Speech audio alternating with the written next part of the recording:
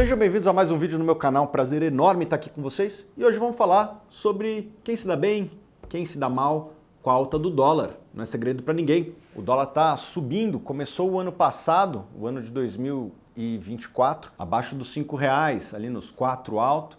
E, infelizmente, terminou o ano na casa de 6,18, uma alta expressiva, foi uma das moedas que mais se desvalorizou no mundo. E isso, obviamente, não é bom para mim, para você, que somos brasileiros que fazem gastos em reais, né, que ganhamos em reais e, obviamente, uma moeda mais fraca gera inflação, faz com que os bens transacionados geralmente se valorizem, a sua viagem fique mais cara, mas para as empresas os efeitos são diferentes. Por incrível que pareça, existem empresas que se dão bem com a alta do dólar e a gente vai falar um pouquinho ao longo desse vídeo a respeito dessas empresas e também das empresas que se dão mal com este câmbio. Mas antes de começar aqui, já se inscreve no canal. Bom, antes de começar, vamos contextualizar. O que aconteceu com o dólar? De fato, no mundo todo, o dólar se valorizou ano passado.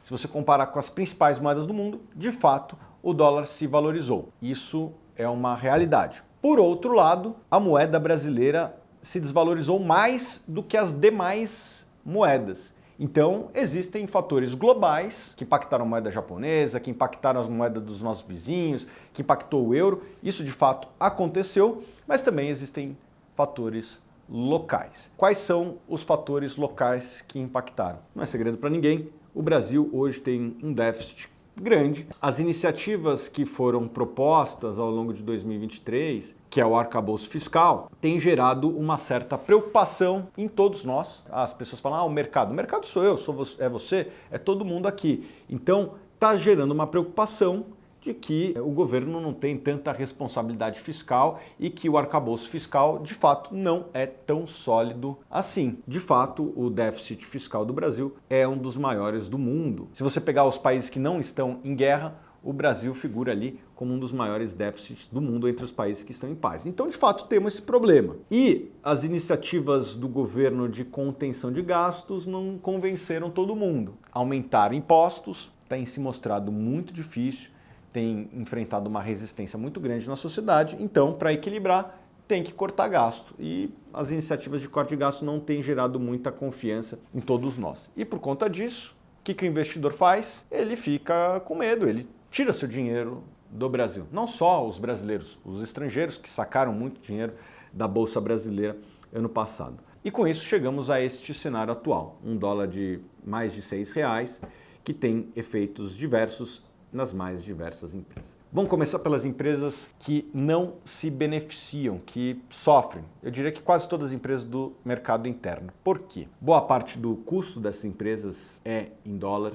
Então, uma varejista, ela importa alguns materiais de fora que ela vai vender. E mesmo as empresas que não têm tanta importação de insumos, essas empresas elas sofrem com a inflação. O dólar subindo vai ter um efeito inflacionário. Vocês já estão vendo o preço das carnes, vai provavelmente muito em breve afetar também o preço dos combustíveis. Isso tudo tem um peso grande na inflação e são insumos que têm uma certa correlação com o dólar. Se coloca no lugar do produtor de carne, um frigorífico, ele pode vender a picanha no mercado externo, que paga em dólar, ou no mercado interno. Se o dólar sobe e o quilo da picanha, vou dizer aqui, custa, sei lá, $10, bom, no Brasil tem que aumentar, porque senão ele manda para fora. Então é natural que ao longo do tempo estes insumos que têm um mercado internacional vão subindo aqui no mercado interno também. Não é à toa que o preço das carnes está subindo muito nos mercados. Então eu vou convidar aqui o Alberto Amparo, nosso analista, para conversar um pouquinho mais a respeito disso.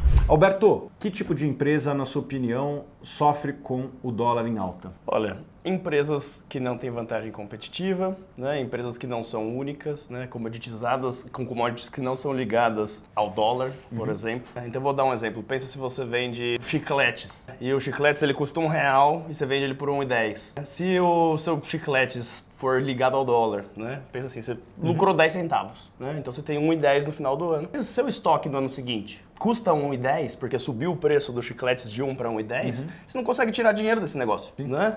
E aí, isso é um ciclo vicioso. E da mesma forma, né, você tem negócios que conseguem se proteger, negócios que são ligados ao dólar principalmente, e negócios que às vezes têm custos em reais e receita em dólar. Né? Você pode pensar numa Irani, por exemplo, né, de papel, papelão.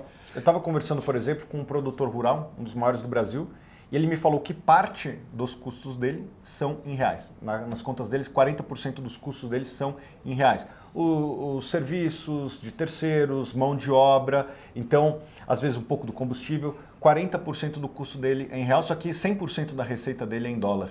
Porque ele produz soja, algodão, cacau, etc.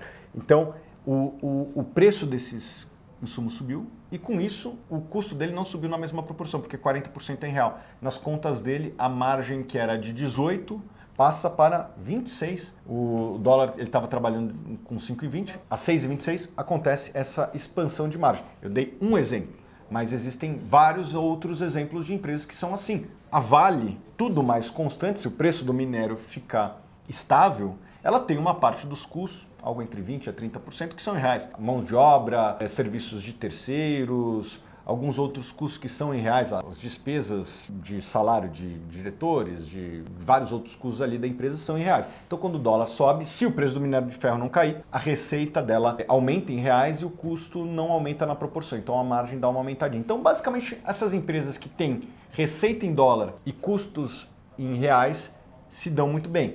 Eu gravei, antes de gravar com vocês este vídeo, com o CEO de uma empresa que tem uma divisão lá que é uma mineradora. Ele falou que a receita dele é 100% em dólar e os custos são quase nada em dólar. Então, a margem dele está explodindo, assim, positivamente. Então, aonde que eu quero chegar, pessoal? O dólar é ruim na alta para nós, como brasileiros, como consumidores. De fato, a gente perde poder de compra. Mas o efeito nas empresas é diferente em cada uma. Exato. A gente pode pensar, por exemplo, uma empresa que nem a Berkshire Hathaway, né, que é a empresa do Buffett, é uma empresa têxtil. Vamos pensar uma empresa têxtil no Brasil. Às vezes a pessoa pode pensar, surgiu uma máquina nova, importada, que produz mais tecido por tempo. Isso é horrível para o produtor têxtil, né? Por quê? Porque o vizinho dele vai comprar essa máquina que produz mais, essa máquina que provavelmente custa em dólares, né? Se ele não comprar essa máquina, ele deixa de ser competitivo. Então ele é obrigado a comprar aquela máquina.